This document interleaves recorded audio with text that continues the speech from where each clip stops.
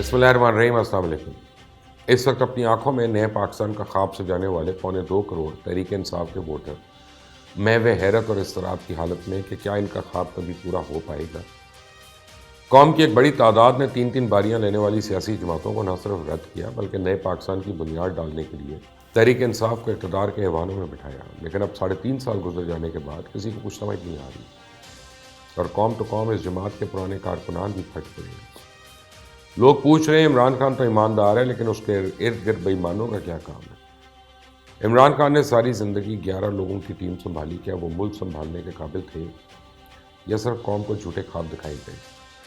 क्या इमरान खान की पसंद वही घिसे पड़े तर्जुमान है जो हर रोज़ पॉइंट स्कोरिंग करने बैठ जाते हैं और अपने सियासी मुखालफिन की बहू बेटियों के कपड़े तक नहीं छोड़ते? क्या इमरान खान की तर्जुमानी करने के लिए इनसे बेहतर लोग मैसर नहीं हैं? अगर वाकई नए पाकिस्तान का क़याम मकसूद था तो हुकूमत लोगों को हर वक्त नॉन इश्यूज़ में क्यों फंसाती नज़र आती है? क्यों हर वक्त आम आदमी के दिल को लुभाने वाली बातों की बजाय असल इशू से बात और पॉलिसीज़ बन ही नहीं रही? क्यों महंगाई के सामने हुकूमत बेबस नज़र आ रही है और इसे आलमी मसला करार दे के हाथ झाड़ती फिर रही है? क्यों शऊर की बजाय जज्बातियत को प्रमोट करके लोगों को गुमराह किया जा रहा है? क्यों कौम का जज्बाती इस्तेहसाल किया जा रहा है? ये कौम पहले ही जज्बाती नारों की वजह से तबाह हो चुकी है। क्यों इस मुआशरे की बीमारियों को ठीक करने के बजाय कैंसर में तब्दील किया जा रहा है? क्यों मुल्क को आलमी इदारों के हाथों में गिरवी रख दिया गया है? क्यों पाकिस्तान के इदारों की खुद मुख्तारी का फैसला IMF जैसे इस्तेहसाली इदारे का में?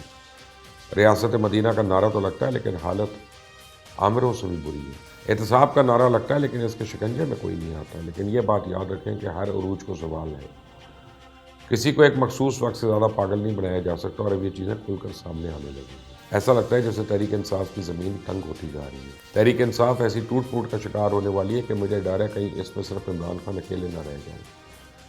जब आप नज़रिया ज़रूरत का शिकार होकर अपने पुरानी नज़रियाती साथियों को नज़रअंदाज करते हैं तो बुरे वक्त आने पर फसली बटेरे अपना ठिकाना तो बदलेंगे और ये अमल अब जल्द शुरू होने वाला है। यही नहीं, इमरान खान के पुराने साथी भी अब अपनी टोन बदल दें।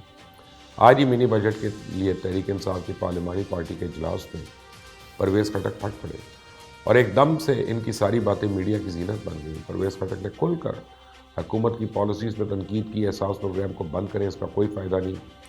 परवेज़ खटक का मज़ीद कहना था महंगाई ने कमर तोड़ दी है, गैस और बिजली KPK पैदा करते और हमें ही उससे महरूम किया जा रहा है। अगर आपका रवैया यही रहा तो हम वोट नहीं देंगे। हमने ही आपको वज़ीर आज़म बनवाया। इसके बाद एक दफ़ा वज़ीर आज़म उठ के जाने लगे लेकिन गए नहीं।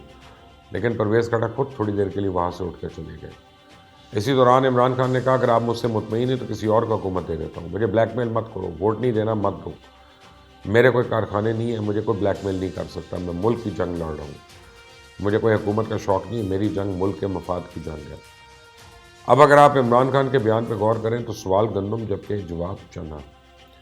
जनाब वज़ीर आज़म साहब, आपके कारखाने नहीं हैं तो क्या आपको पूरा हक़ है कि आप आवाम को महंगाई की चक्की में पीसते? आपके कारखाने नहीं है तो क्या आपको पूरा हक़ है कि आप मुल्क को कर्ज़ों में डबो कर और डबो दें? आपके कारखाने नहीं तो क्या आपको हक़ है कि आप हर रोज़ मुल्क में बिजली और पेट्रोल की कीमत बढ़ा दें? आपके कारखाने नहीं है तो क्या आपको हक़ है कि आप मुल्क की सालमियत IMF के सामने गिरवी रखवा दें? आपके कारखाने नहीं है तो क्या आपको हक़ है कि लोगों को दारुल हुकूमत से चंद किलोमीटर के फासले पे सर्दी में मरने के लिए छोड़ दें? और आपके कारखाने नहीं है तो क्या आपको हक़ है कि आप खुशामदी और मदारियों की टोले को इस मुल्क में मुसल्लत कर दें? आप ईमानदार होंगे, जिसके बारे में अब मुझे शक है।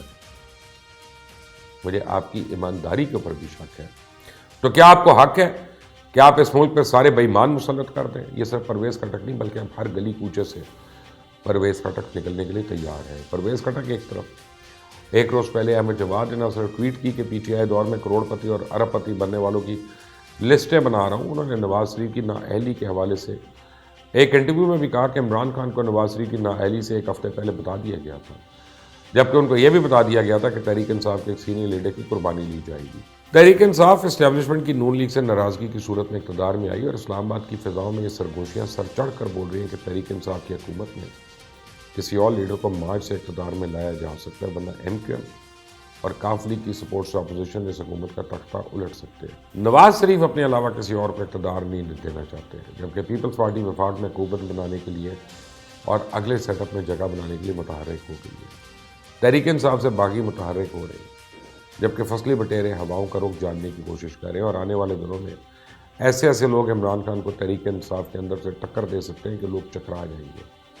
اور اس فلم کے ابتدائی ٹریلر تو پرویز خٹک پہلے چلا چکے ہیں. میرے علاوہ سب لٹے ہوئے ہیں. نہ انہیں بھاگنے دوں گا نہ ان کو چھوڑوں گا. جو بھاگ گئے انہیں واپس لاؤں گا. قوم کی لٹی ہوئی رقم ان کا پیٹ پھاڑ کے واپس لاؤں گا. لیکن یہاں تو ملک ہی لٹ گیا, یہاں تو خود بگا دیا. یہاں اپنے ہی مشیر 2 نمبریاں کر کے بھاگ گئے. اب بیرون ملک وزراء کی دولت اکٹھی کرنے کی داستانیں انہی کے ساتھی بتا رہی ہیں. جب لوٹی ہوئی دولت کے ثبوت مانگے جاتے ہیں تو آگے سے اداروں کی بے بسی کا رونا شروع ہو جاتا ہے. اور اگر آپ پر ثبوت نہیں تو نفرت انگیز واویلا صرف اپنی سیاسی فائدے کے لیے کیوں؟ جب کبھی اس حکومت کی وجہ سے اس قوم پہ مصیبت آتی ہے تو کوئی ثانیہ ہوتا ہے تو وزیروں مشیروں کی فوج کو بلا کر کہا جاتا ہے کہ سابق حکمرانوں کی کرپشن کا شور مچاؤ, لوگوں کو بتاؤ وہ کتنے گندے تھے, وہ کتنے کرپٹ تھے, کتنے فراڈیے تھے. کیا ریاست مدینہ میں جھوٹے الزام لگانے کی کوئی سزا نہیں؟ جس طرح صحافیوں کو کٹہرے میں بلا کے ان کا منہ بند کرنے کے لیے ثبوت مانگے جاتے ہیں, کیوں اس حکومت کے نام نہاد لیڈروں کو بالکل شتر بے مہار کی طرح چھوڑا ہوا ہے؟ کیا انہیں کوئی پوچھنے والا ہے نہیں؟ کیا انہیں ریاست مدینہ کے اصول پہ جھوٹ, تہمت اور بہتان پہ کوڑے نہیں لگنے چاہیے؟ کیا ریاست مدینہ کے اصولوں کے مطابق سزا اور جزا کا اصول سب پہ لاگو نہیں ہوتا؟ کیا پینما میں قصوروار صرف ایک شخص تھا؟ کیا پینما ہی اہم تھا؟ پنڈورا باکس کا کوئی وزن نہیں؟ کیا ایسے بڑے بڑے نام ابھی تک حکومتی ایوانوں پہ راج نہیں کر رہے؟ کیوں انصاف سب کے لیے نہیں ہے؟ کیوں انصاف کے نام پہ ٹارگٹ کلنگ کی جا رہی ہے؟ کیوں ریاست مدینہ کو اپنے فائدے کے لیے بدنام کیا جا رہا ہے؟ ملک میں چھوٹے سے حادثے کی صورت میں چیف ایگزیکٹو کا استعفیٰ مانگنے والے آج خود کیوں نہیں استعفیٰ دے رہے؟ 2018 میں کہا اگلا سال ترقی کا سال ہوگا, پھر 2019 میں کہا 2020 خوشیوں کا سال ہوگا. 2020 نے قوم کو ناکو چنے چبوا دیے. اور جب قوم نے ایک نئی آس اور امید کے ساتھ 2022 میں قدم رکھا تو ثانیہ مری نے پوری قوم کا استقبال کیا اور ایک پیغام دیا کہ چاہے کوئی سال بھی ہو تمہیں ریلیف ملنے والا نہیں ہے. عوام کھوکھلی ہو چکی ہے, اب ان سے جینے کا حق بھی چھینا جا رہا ہے. انہیں بتایا جا رہا ہے کہ اپنے ملک میں اگر کبھی سال میں ایک دفعہ سیاحت کا پروگرام بن بھی جائے تو خوف ان کے ساتھ ساتھ سفر کرے گا. اب تو ملک سے کھادوں کے ٹرک لوٹنے کی خبریں آنا شروع ہو گئی ہیں. ملک میں کھاد کے لیے لڑائیاں ہو رہی ہیں, جبکہ ہر روز اربوں روپے کی کھاد افغانستان سمگل ہونے کی خبریں آ رہی ہیں. ہر جگہ مافیا حکومت کو کھلا چیلنج دے رہا ہے, لیکن عوام کا کوئی والی وارث نہیں. اقدامات کرنے کی بجائے صرف اعلانات پہ اکتفا کیا جا رہا ہے. لیکن یہ سب کچھ آخر کب تک چلے گا؟ سوچنے کی بات ہے. آپ بھی مجھے اس پہ اپنی رائے دیجیے گا, لیکن اس چینل کو سبسکرائب کریں, بیل آئیکن کو پریس کریں. انٹل نیکسٹ ٹائم, اللہ حافظ.